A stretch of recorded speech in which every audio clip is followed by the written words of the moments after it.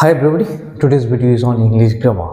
Today we will try to basically know the transformation অর্থাৎ কিভাবে একটা এক্সক্লেমেটরি সেন্টেন্সকে অ্যাসার্টিভ করা যায়। এনি আরেকটি ভিডিও ছিল, আর লিঙ্ক আমরা দিয়ে দেবো ডেসক্রিপশন বক্সে। বাট এবারে যেটা করতে চাইছি এটা হচ্ছে, যদি এক্সক্লেমেটরি সেন্টেন্স ইন্টারজেকশন দিয়ে শুরু হয়, অর্থাৎ কোনো একটা এক্সক্লেমেটরি সেন্টেন্সে যদি ইন্টারজেকশন থাকে, ওই ক্ষেত্রে আমরা কিভাবে ওই সেন্টেন্সটাকে অ্যাসার্টিভ সেন্টেন্সে কনভার্ট করবো এটা আমরা জানবো, রাইট?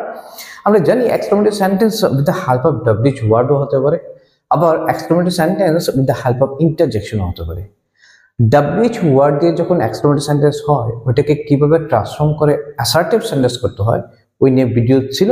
নাও টুডে আমরা যেটা জানছি এটা হচ্ছে, ইন্টারজেকশন দিয়ে যদি এক্সক্লেমেটরি সেন্টেন্স হয়, ওই ক্ষেত্রে আমরা কিভাবে এটাকে অ্যাসার্টিভ সেন্টেন্সে ট্রান্সফর্ম করব, রাইট? চলো তাহলে দেখা যাক। দেখো, in English there are different interjections, অনেকগুলি ইন্টারজেকশনস থাকে। আসলে ইন্টারজেকশনের নিজস্ব কোনো অর্থ হয় না, এগুলি কোনো সেন্টেন্সে উপস্থিত থেকে ওই সেন্টেন্সের অর্থের যে গ্রেভিটি অথবা অর্থের যে অ্যাকিউটনেস অথবা যে তীব্রতা, ওটাকে আরো বিশেষভাবে প্রকাশ করে। তোমরা বলতে পারো কিছুটা ক্যাটালিস্ট অথবা অনুঘটকের মতো। আর যারা সায়েন্স রয়েছে সহজে বুঝতে পারো অনুঘটক কি করে, বিক্রিয়া উপস্থিত থেকে বিক্রিয়াটাকে ত্বরান্বিত করে, অর্থাৎ খুব তাড়াতাড়ি করাতে সাহায্য করে অথবা খুব দেরিতে করায়, অর্থাৎ তার একটা ইফেক্ট অথবা প্রভাব থাকে। একইভাবে আমরা যখন দেখি আমাদের আশেপাশে কিছু matrimony.com কিছু ওয়েবসাইট রয়েছে, তারা কি করে বিয়ের জন্য পাত্র অথবা পাত্রী বেছে দেয়। আবার গ্রামে গঞ্জে আমরা দেখতে পারি ঘটক থাকে আলাদা করে, তারা কি করে বিয়ের জন্য যাচ্ছে, অর্থাৎ পাত্র নিয়ে আসে বা পাত্রীর খোঁজ খবর নিয়ে আসে। তো এটা করলে কি হয়, যে বিয়েটা হয়তো বা দেরিতে হতে পারতো, ওই বিয়েটা খুব তাড়াতাড়ি হচ্ছে তাদের জন্য। Same interjection is also doing the same thing in a sentence, অর্থাৎ ইন্টারজেকশনও একটা সেন্টেন্সের মধ্যে ওই কাজটাই করছে, অর্থাৎ ওই সেন্টেন্সের যে অর্থ প্রকাশ করার তীব্রতা ছিল, এটাকে আরো স্ট্রংলি প্রকাশ করছে ইন্টারজেকশনস। বা বিভিন্ন ধরনের ইন্টারজেকশনস হয় ইংলিশে। বাংলাতেও আমরা বলে থাকি উমাগুমা, এটার কোনো অর্থ হয় না, it is actually interjection.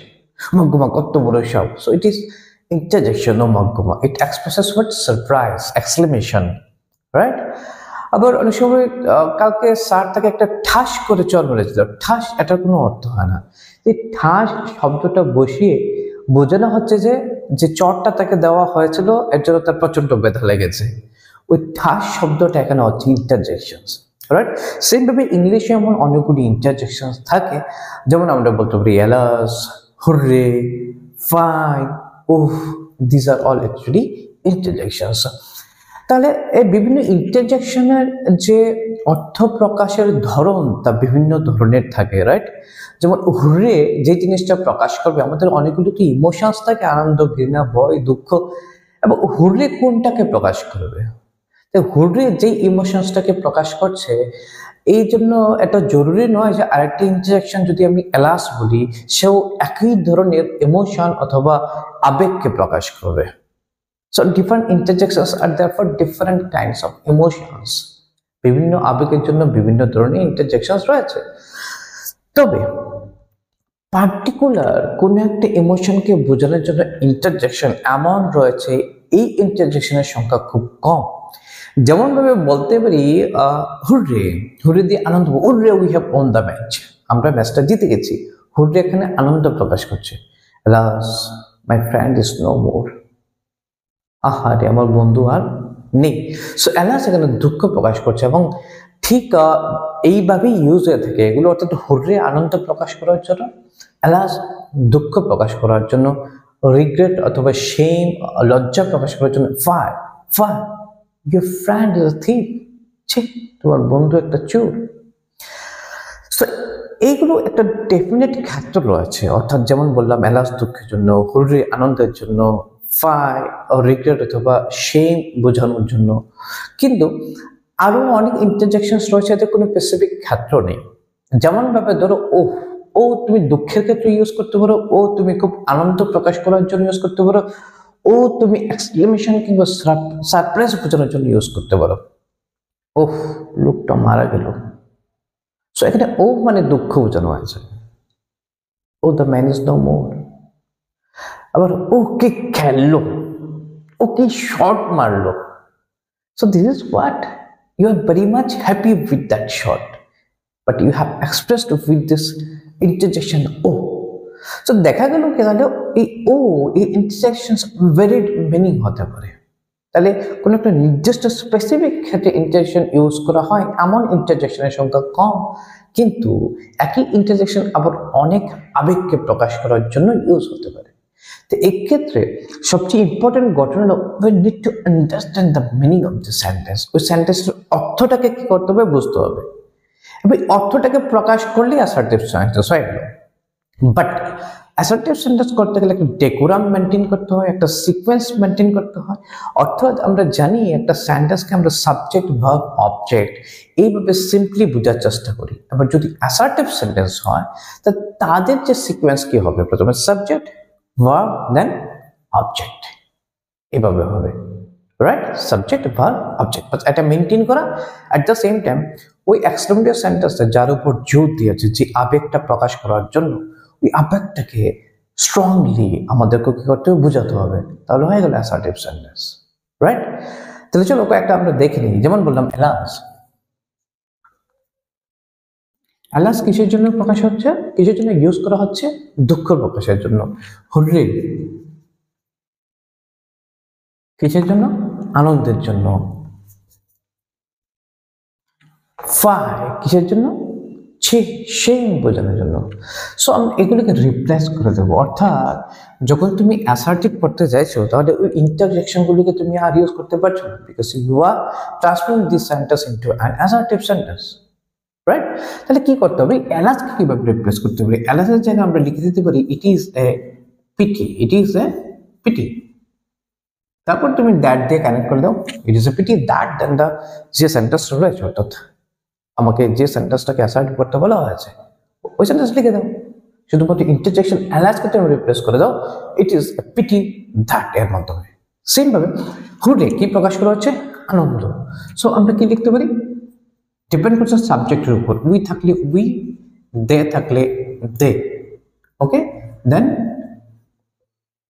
Rejoice আনন্দ করা, দেন দ্যাট দিয়ে কানেক্ট করে দাও। এবার গঠনে যদি হি থাকে তাহলে রিজয়েস তো লিখতে পারছি না, হি থাকলে কি লিখতে হবে, রিজয়েসেস। আর হি হচ্ছে third person singular number, third person singular number হলে পরে ভার্বের সাথে সাধারণত অ্যাস অথবা ইয়েস লিখতে হয়, রাইট? তবে যদি উই থাকে, দে থাকে, দেন উই অথবা দে যাই লিখলাম, তারপর রিজয়েস দ্যাট, বাকি অংশ লিখে দিলাম চেয়েছে। আমরা প্র্যাকটিস করবো। যদি ফাই থাকে ছি, that means it is shameful.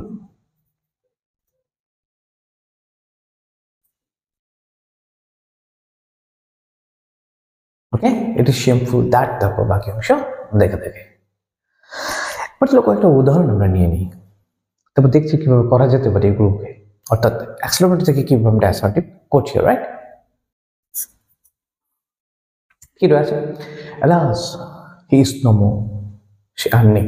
So দুঃখ প্রকাশ করেছে। সো একদম সিম্পল, এলাসের জায়গায় তুমি কি করে দাও তাহলে, ইট ইজ এ পিটি, বাকি দ্যাট দিয়ে কানেক্ট করে দাও, other things will remain same, বাস হয়ে গেল assertive. It's very simple, right? চলো একটা দেখে নিন।